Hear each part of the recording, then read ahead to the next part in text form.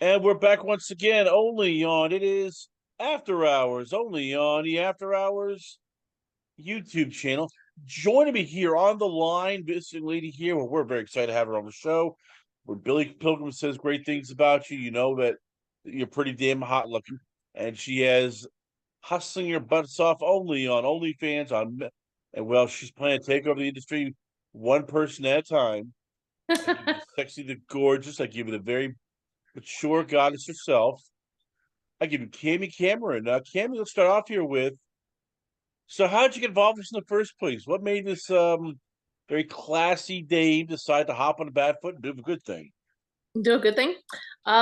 Well, I've been swinging since about 2011.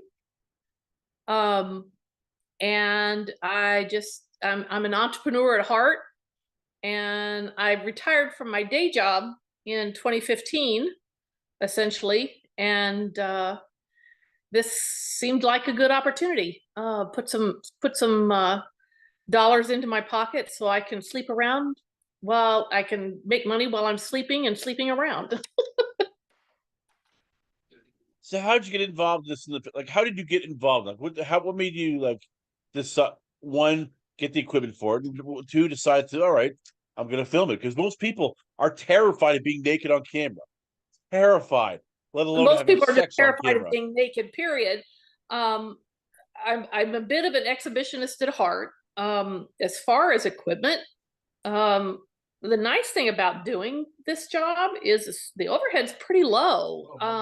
Everybody walks around with a camera in their cell phones, so if at the very least you can use that. And I'm finding that my cell phone camera is every bit as nice or better quality than my $2,000 camera that I can also use um, to get footage. So between that and whatever partner I'm collaborating with, we have anywhere from 3 to 5 cameras at any given time. So we get a lot of angles.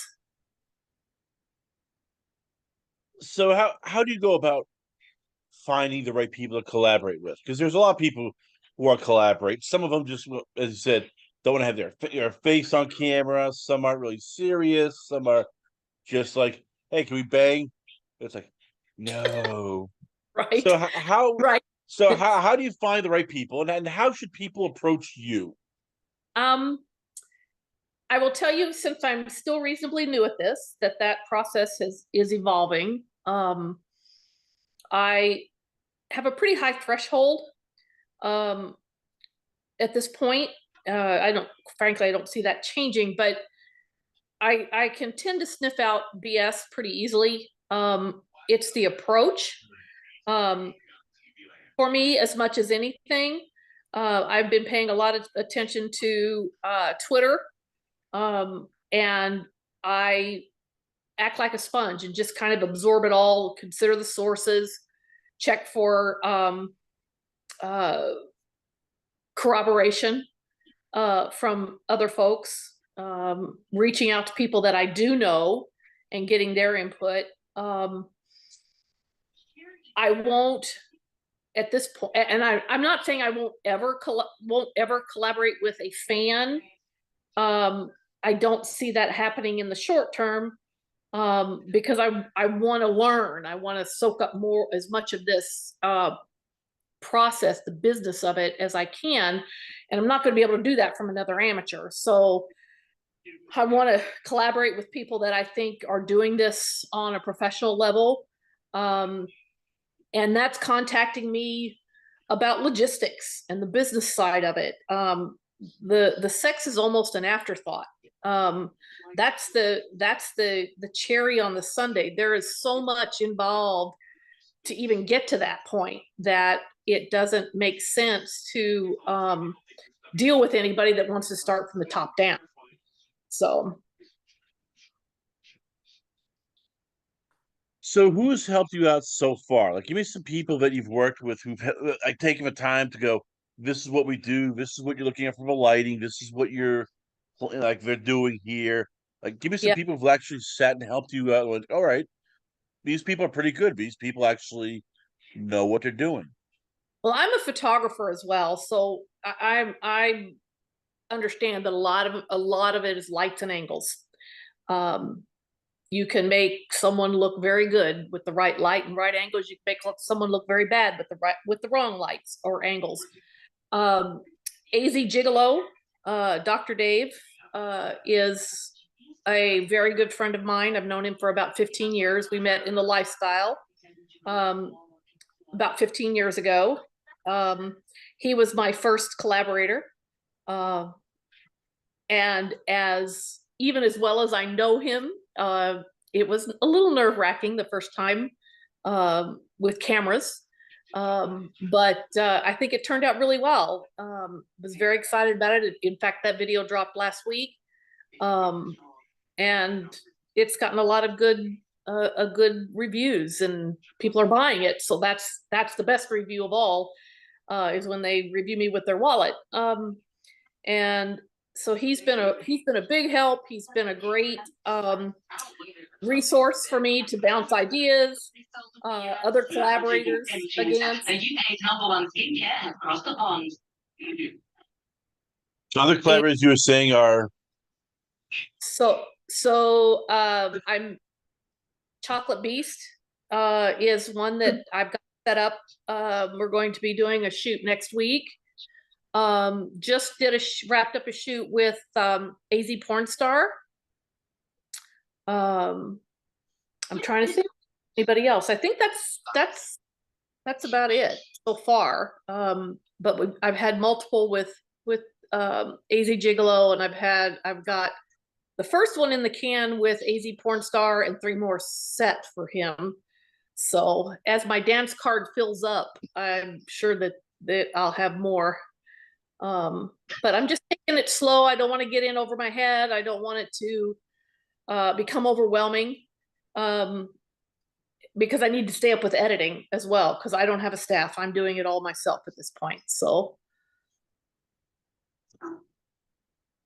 I'm curious. The tough part is always you're shooting for fans, because fans want to see certain stuff. You love doing different stuff, I'm guessing. So how tough is it figuring out like what the fans want compared to what you love shooting? well, I'm not going to try to put a square peg in a round hole, essentially. And I know I'm not going to be for everybody, and everybody's not going to be for me. I think when you're marketing to an audience, everybody has that sweet spot. And I'm still trying to figure out what that style is for me. But I'm not going to, first of all, I'm not 30 years anymore. I'm getting some feedback. Are you hearing that? Yeah, my apologies. So let me fix that for you here. So you're saying, well, so what, so keep going here. We said that you're like, for you, like, what is, I guess, your brand? I am more the sensual, more kind of a storytelling style in the finished product, as opposed to just kind of a slam bam, thank you ma'am kind of video. I like lots of kissing. I like female worship. I like a little bit of submission, dominant and submission in there. And again, that's evolving as I get into this and feel more comfortable, and I can expand my horizons as well. But if I'm not comfortable doing it, I'm not going to force myself to do it, just to get something on film, because ultimately I'm not going to be happy with it, because then I have to sit and edit it and then rethink it. I'll be seeing it thousands of times before it ever hits OnlyFans, and I'll hate it before it ever hits OnlyFans. And I don't even care if it sells well. If I'm uncomfortable doing it, I'm just not going to do it. So I'm much more of a sensual style, a slower pace. I'm not 30 anymore. And I think my audience is going to be more gentlemen over the age of 45, frankly, for the most part, that want to see a more sensual kind of encounter. So How tough is that, especially when the market seems to be a lot of, you know, stepmom, stepmom, stepson, her family. You're seeing it here. Like, how much are you trying to go? You know what? I don't want to do this. I want to be my own brand, and yet a lot of people push that seems to be pushing that. yeah, first of all, I am not a mom, and having somebody call me mommy or stepmom kind of weirds me out. I'm not. I don't. I'm not a role player. If I don't feel it, um, I'm afraid that I'm going to break. I will break character and be just at the ridiculousness of it all. Um, and I think that there's plenty of people doing the stepmom, stepson um, thing, and I've never been one to really follow the crowd ever. I've always been the one that's veered off from the crowd and kind of done my own thing. It may work, it may not. Frankly, I don't care to rise to meteoric heights. I just want to have a nice little nest egg, something that I enjoy doing. And as long as I enjoy doing it, I'm going to keep doing it. And if I can make some money while I'm doing that, that's a win-win. Is there any plans to travel, especially with the conventions, where there's a lot more people to collaborate with, there's a lot more directors to talk to, a lot more other content creators to pick their brains? Like, what's the goals and I guess bucket list for this year for 2023? Well, I've been contacted by a couple of by an agent, and I've been contacted by at least one platform um, to do um, to do videos, and I'm going to hear them both out. But frankly, I may do just a little bit of it to get a taste of what it is all about. Um, but I want to own my own work.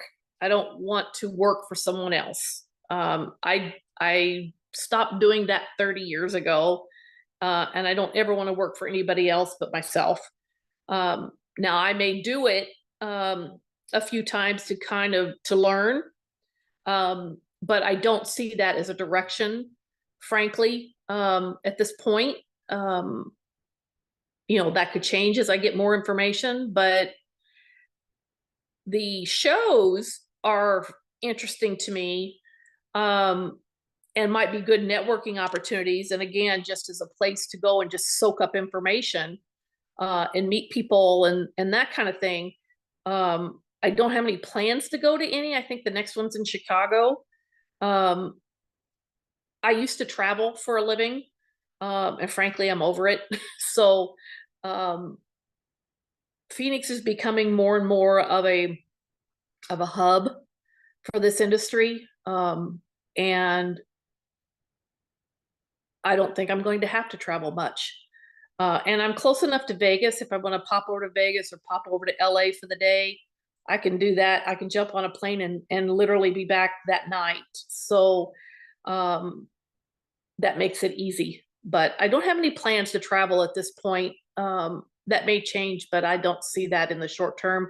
It's not something I want to do. Traveling is not nearly as glamorous as it's made out to be. I've been there and I've done that. I don't really want to do that anymore. Well, before we let you go, how do you find the balance? Because this is everybody jokes when they do porn or they do only mini vids or OnlyFans. Oh yeah, I can have my own schedule. It's perfect. I work for myself. And then you start working like 18-hour days, 19-hour days because you're always uploading, editing, you're shooting, you're networking, you're tweeting, you're texting, you're keeping in contact, you're doing, video chats. Like, how for you, how do you find that balance of work and life, and not get overwhelmed by everything? There was a time when I had my agency that I was doing that. And I swore when I retired that I would never do that again. So yeah, I think you got to know your limitations. You have to put systems into place that you can scale as you get bigger, whether that's technology or manpower, assistance, things like that. Sending off parts of what I do on a daily basis to other people that are qualified to do it, video editors, admin assistants, things like that, that will free up my day to make content. It's one of those, you have to spend money to make money, but you have to get to a certain point where you can start doing that and making it scale properly. My balance is, I know what my limitations are, and I will not, anything that destroys my peace gets jettisoned pretty quickly. So I learned after 30 years of working for myself when to put it down and walk away from it, clear my head, and come back to it with a fresh look the next day, or the, you know, whenever, to come back to it again with a fresh look. So I think that's something that comes only with experience of having worked for yourself for as long as I have. That you only get that ability with experience. I don't think people are born with it. It's something you learn, and it's the hellfire you have to walk through to learn that you never want to do that again. So There you have it, ladies and gentlemen. Once again, I give you this beautiful, but curvaceous, and very elegant, but hardworking. I give you it's Miss Kami Cameron. Kami, before I let you go, where can fans check you out at? Where is the Twitter page, Instagram, the OnlyFans? Where can fans contact you at? I'm on Twitter at Cam, K-A-M, Cams, C-A-M, C-A-M-S. So it's Kami Cameron. So it's Cams on Twitter. And then on my OnlyFans, it's the same. It's onlyfans.com/cams. So K-A-M-C-A-M-C-A-M-S. And that's my OnlyFans. Come join me. It'll be a lot of fun. Kami Cameron, ladies and gentlemen, once again, always on a pleasure. Have you on the show. We come back. A lot more going on here, only on It's After Hours, only on the After Hours YouTube channel.